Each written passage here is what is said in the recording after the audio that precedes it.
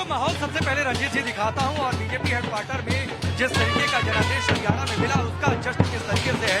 यहाँ पर लगातार ढोल नगाड़े बज रहे हैं, उत्तर देशभक्ति गानों की धुन बज रही है, लोग यहाँ पर नाच गा रहे हैं और जीत का जश्न मना रहे हैं। जश्न इस बात का कि हरियाणा में हैट्रिक कर दी गई है। और इधर आप देखिए किस तरीके से लगातार कटआउट लगाए गए प्रधानमंत्री नरेंद्र मोदी और बीजेपी के राष्ट्रीय अध्यक्ष जेपी नड्डा का फिर थोड़ी देर में यहाँ पर आगमन होने वाला है। और मैं आपको कुछ और कटआउट के जरिए कहानी दिखाता हूँ, फिर उसके बाद लोगों से बातचीत भी करूंगा। आप ये देखिए यहाँ पर लोगों की भीड़ है, कार्यकर्ताओं की भीड़ है। यहाँ पर कटआउट लेकर लोग खड़े हैं।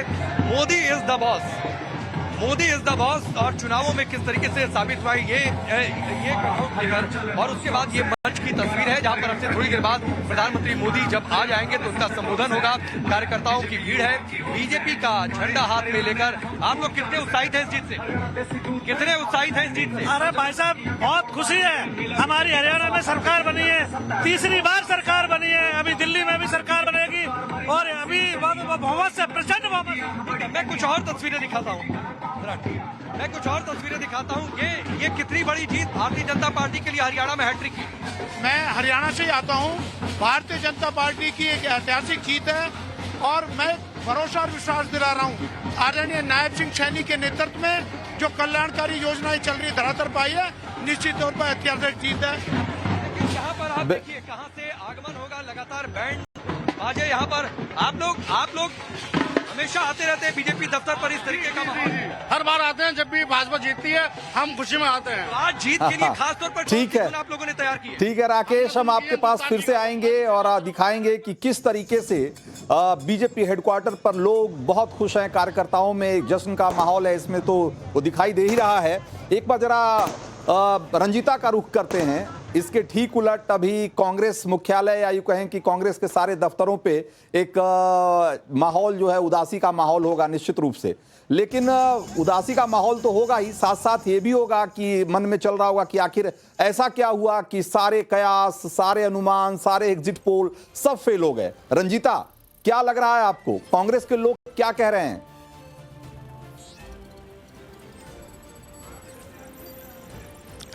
रंजीत जी देखिए, जब नतीजों की शुरुआत या यूं कहें कि जब सुबह हुआ था उस वक्त जो नजारा था कांग्रेस मुख्यालय का, इससे कुछ अलग नजारा था। ढोल ताशे बज रहे थे, जलेबी बांटी जा रहे थे और कांग्रेस में ये चर्चा हो रही थी कि मुख्यमंत्री के बाद क्या उप मुख्यमंत्री का फॉर्मूला भी तय होगा हरियाणा को लेकर। लेकिन ये सभी कयास और ये सभी जो सपने हैं वो कांग्रेस के जैसे जैसे दिन चढ़ता गया वो सारे सपने जो है वो टूटते नजर आए। सभी एग्जिट पोल, जैसा आपने कहा, सभी एग्जिट पोल जो है वो धराशायी दिखे और कांग्रेस के नेता धराशायी दिखे। 12 से ज्यादा जो एमएलए है, सिटिंग एमएलए है, उन्होंने अपनी सीट गंवाई है। अभी तक भी रुझान आ रहे हैं, लेकिन कांग्रेस पार्टी अभी ये कह रही है कि हम तंत्र से हारे हैं, लोकतंत्र जो है वो हार गया है, तंत्र जीत गया है। कांग्रेस कह रही है कि हम इस जीत को स्वीकार नहीं करते हैं और उनका मानना है कि 3 से 4 ऐसे जिले हैं जिनमें ईवीएम की उलटफेर हुई है, यानी ईवीएम गड़बड़ हुआ है।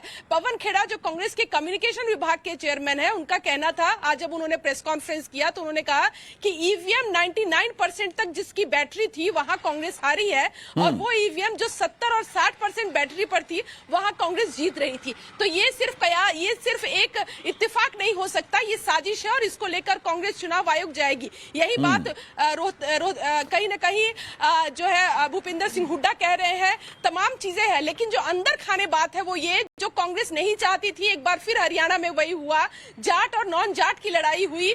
जो 36 बिरादरी की बात कहती रही है हरियाणा की राजनीति में, 35 बिरादरी एक तरफ हो गई और जाट अकेला रह गया। हालांकि जाट पूरा भी अकेला नहीं था, क्योंकि जिस तरह के वोटिंग प्रतिशत दिख रहे हैं, जाट भी बीजेपी की तरफ टिल्ट हुआ है और वोट दिया है। दलित वोट जो है एक लगातार कहा जा रहा था, जो शैलजा लगातार ये कह रही थी कि एक दलित नेता है और उनके चुनाव लड़ने से पार्टी को फायदा होगा।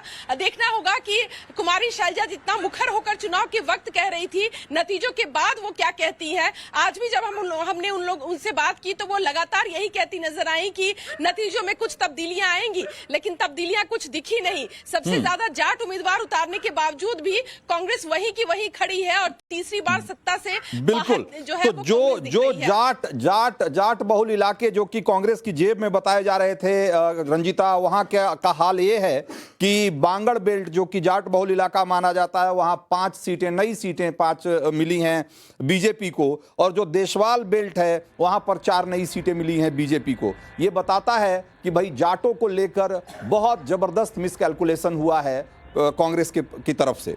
दलितों की जहां तक बात है, आप देखिए कि 17 सीटों में से 8 सीटें इस बार बीजेपी को मिलती हुई दिखाई दे रही है, जो कि पिछली बार से 3 सीटें ज्यादा हैं। उसमें डीएससी वाला भी एक फैक्टर था, जो वंचित शेड्यूल कास्ट, जिसको डिप्राइव्ड शेड्यूल कास्ट कहा जा रहा था, 14% उनकी आबादी बताई जाती है।